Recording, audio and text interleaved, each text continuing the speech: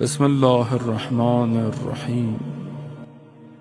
کہ جب آپ امام کی طرف بڑھیں گے، امام کا ساتھ دیں گے تو مشکلات، مصیبتیں، فتنے سب آئیں گے، اور بغیر امام کے وجود کے آپ فتنوں سے باہر کامیابی سے نہیں نکل سکتے۔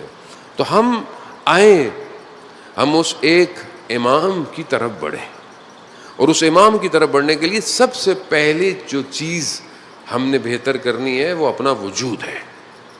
جب آپ اپنے آپ کو بہتر کر لیں گے تو پھر وہ جو روایات کہتی ہیں کہ جب امام کا ظہور ہوگا تو امام کے جو چاہنے والے ہوں گے، چاہے وہ دنیا میں کہیں پہ بھی ہوں، وہ اگلا قدم بڑھائیں گے تو ان کا اگلا قدم مدینہ میں ہوگا۔ کیوں ہوگا؟ کیونکہ بہرحال امام ہے۔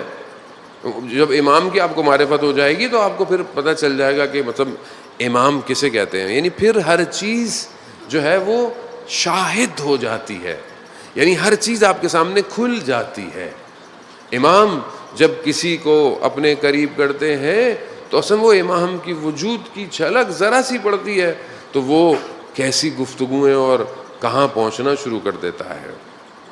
جابر ابن جوفی امام صادق علیہ الصلوۃ والسلام کا صلی اللہ محمد، راوی کہتا ہے کہ میں کوفہ میں تھا، میرا دل چاہا کہ میں چھٹے امام کی زیارت کروں، ملاقات کروں۔ امام کہاں ہے؟ مدینہ میں۔ وہ کہاں ہے؟ کوفہ میں۔ کہا میری جابر سے ملاقات ہوئی تو میں نے جابر کو کہا کہ میرا دل چاہ رہا ہے کہ میں امام سے ملوں۔ جابر نے کہا آؤ، مسئلہ نہیں ہے، آؤ۔ کہا چند قدم کوفہ سے باہر نکلے، اس نے کہا میرے ہاتھ پہ ہاتھ رکھو، اپنا ہاتھ پہ ہاتھ، کہا آنکھیں بند کرو۔ کہا اگلا قدم اٹھایا، کہا آنکھیں کھولو۔ میں نے کھولی تو کہا میں مدینہ میں کھڑا ہوا تھا۔ اب یہ ٹیلی پورٹ ہو جانا بدن کا، آج سائنس بھی اس کو پروف کر رہا ہے، ٹیلی پورٹ ہونا کوئی کمال نہیں ہے۔ جو اصل جس کا وجود حاضر کے سامنے ہو اس کے لیے مقام کوئی حیثیت نہیں رکھتا۔ کہا میں نے کہا جاؤ دیکھو۔ کہا کہاں؟ کہا مولا کا گھر ہے، جاؤ اندر جاؤ، امام کی زیارت کرو۔ تو اس کے ذہن میں آیا کہ میں کوئی خواب تو نہیں دیکھ رہا، اس کے ذہن میں آیا۔ جابر نے ذہن بھی پڑھ لیا، کہا دروازے پر نشانی لگا لو، جب اگلی دفعہ زیارت پہ آنا مکہ اور مدینہ تو دیکھ لینا خواب نہیں تھا۔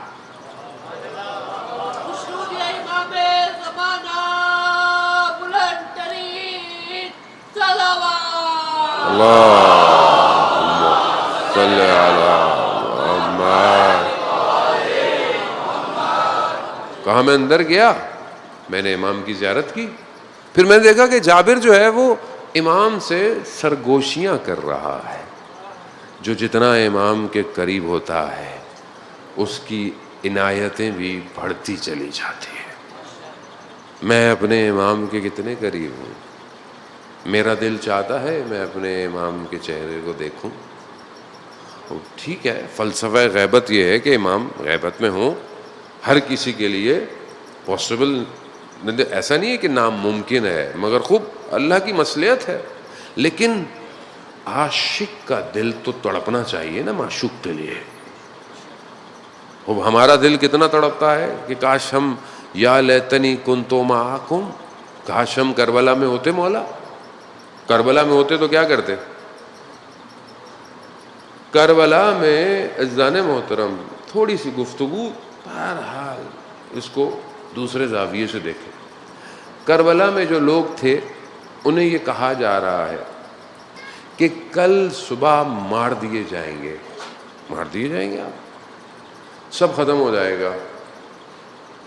ہم ہوتے کربلا، مار دیے جاؤ گے تو مولا مار دی جائیں گے تو نتیجہ کیا ہوگا؟ خوب نتیجہ تو ابھی نہیں آئے گا، نتیجہ تو بہت دور ہے۔ تو کیا آپ اس دور نتیجے کی وجہ سے کیا صبح اٹھ کے قربانی دیں گے؟ یعنی خوب نتیجہ کب ہے؟ نتیجہ تو ابھی آئے گا۔ امام تو کبھی بھی اپنے مشن میں جو ہے وہ ناکام نہیں ہوتا۔ امام کا اپنا، ہر امام کا اپنا مشن ہے، لیکن اصل نتیجہ تو وہ ہے نا کہ جب ولی کی حکومت ہوگی دنیا میں. اصل نتیجہ تو آئینہ بے دم مقتول و کربلا, کہاں ہے وہ جو کربلا کا بدلہ لے گا. دعائے نطبہ جمعے کا دن ہے, آج یقیناً آپ نے پڑھی بھی ہوگی, جمعے کا دن ہے. وہ دعائے نطبہ جمعے کے دن زیادہ بہتر ہے کہ جمعے کا دن امام کا دن ہے. تو نقب جہاں بنی اسرائیل نے نطبے کیے, چیخ و پکار کیے, اللہ نے حضرت موسیٰ کو بھیج دیا. کیا ہم چیخ و پکار کر رہے ہیں؟ این الحسن این الابناء الحسین, کہاں ہے وہ جو یاسین کا بیٹا ہے, کہاں ہے وہ جو طٰہٰ کا بیٹا ہے, کہاں ہے وہ تڑپ ہے. زمین کے کس ٹکڑے نے آپ کو سمیٹا ہوا ہے مولا. ہم یہاں سب کچھ جو کر رہے ہیں, اصل وارث عزاداری کا تو وہ ہے. اس کے لیے ہم جب تک پہلی چیز خود امام سے اٹیچمنٹ ہے, خوب نتیجہ. اب آپ بولیں گے میں امام کا ساتھ دوں مجھے کیا ملے گا؟ خوب آپ جتنے بھی اللہ کے ولی قربانیاں دیتے آ رہے ہیں, نتیجہ تو آخر میں آئے گا, اور سب اس نتیجے کی وجہ سے اپنے وجود کو قربان کر رہے ہیں. جیسے قیامت کیا ہے؟ رسول خدا سے پوچھا قیامت کتنی دور ہے؟ کہا ہے یعنی یہ 2 انگلیاں کتنی قریب ہے؟ کہا اتنی قریب ہے قیامت اتنی قریب ہی ہے. آپ جب مریں گے آپ کی سٹوری سٹارٹ ہو گئی. جو مرتا ہے اس کی تو شروع ہو جاتی ہے, اس کے لیے کیا ہے. لیکن اتنا قریب بھی ظاہراً دیکھیں تو کتنا دور ہے. لیکن یہاں خدا کے وعدے پر آپ کو یقین کرنا ہے. خدا, یہی توحید ہے.